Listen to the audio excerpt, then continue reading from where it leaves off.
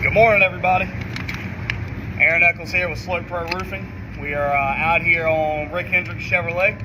We're about to do a core sample on this roof for them. So we've got a project starting with them first of next week. Well, they've got another building that's got a lot of leak issues, an older TPO flat roof. So what we're going to do today is we are testing to see what kind of insulation they have here. See if it's only one roof system on it, or what's going on with it.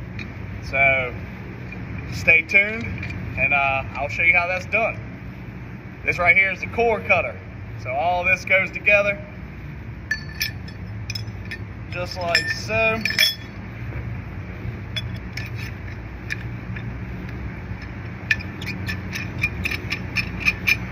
Once you have it all put together, then you can core cut.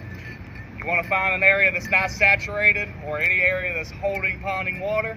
Obviously, you're going to create an issue.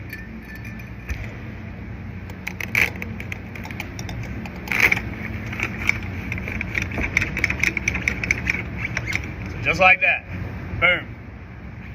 Cord gone in, pulling it out. We've got a metal roof deck. And let's see. One layer of insulation. Yep, so it's a layer of 2.5 inch insulation, one layer of membrane on it. So that gives us an idea of what we're working with.